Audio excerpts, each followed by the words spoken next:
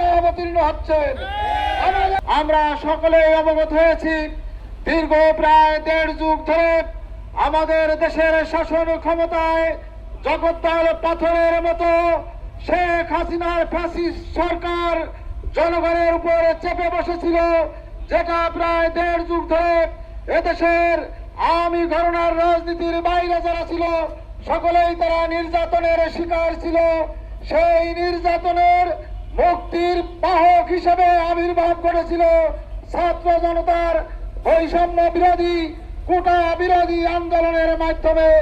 যে আন্দোলন রুখতে শেখ হাসিনা সরকার তারা প্রশাসন ব্যবহার করে আবু সাইদ সহ প্রায় 1,500 ভাইকে হত্যা করেছে, শিশুকে হত্যা করেছে, নারীদের হত্যা করেছে, ঘরের ভিতরে থাকা মানুষকে হত্যা করেছে, হেলিকপ্টারের মাধ্যমে গুলি বর্ষণ করে ছাত্র জনতাকে হত্যা করেছিল।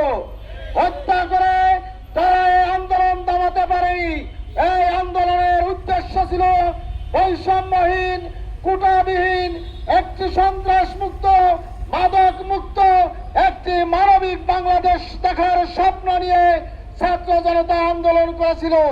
কিন্তু 12 তারিখের নির্বাচনের উপর যারা সরকারে এসেছে তাদের উদ্দেশ্যে বলতে চাই, মনে হচ্ছে জাতির কাছে স্পষ্ট হচ্ছে আপনারা আপনাদের ক্ষমতা পাকাপুক্ত করার জন্য আবারও যেন জালিমের ভূমিকায় অবতীর্ণ হচ্ছেন। ইতিহাস থেকে আপনারা শিক্ষা নিন। জালিম হয়ে কেউ টিকে থাকতে পারেনি, ফ্যাসিস্ট হয়ে কেউ টিকে থাকতে পারেনি, স্বৈরাচার হয়ে কেউ টিকে থাকতে পারেনি।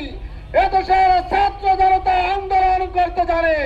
কয়েকদিন আগে শুধুমাত্র একটি ঝাঁকি দিয়েছে যারা ইন্টারমিডিয়েট পরীক্ষা দিচ্ছে সেই ছাত্ররাও।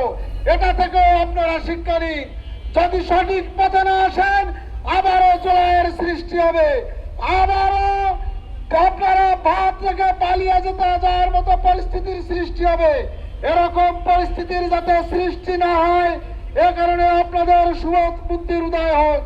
আপনি কি আপনার ঘর সাজাতে উন্নত মানের কাঠের ফার্নিচার খুঁজছেন? তাহলে এখনই চলে আসুন বিসমিল্লাহ ফার্নিচার অ্যান্ড ইয়াসিন টিম্বারে। এখানে উন্নত মানের কাঠ দিয়ে যাবতীয় ফার্নিচার তৈরি ও বিক্রয় করা হয়। শঙ্করপাশা খেয়াঘাট সংলগ্ন অভয়নগর, যশোর।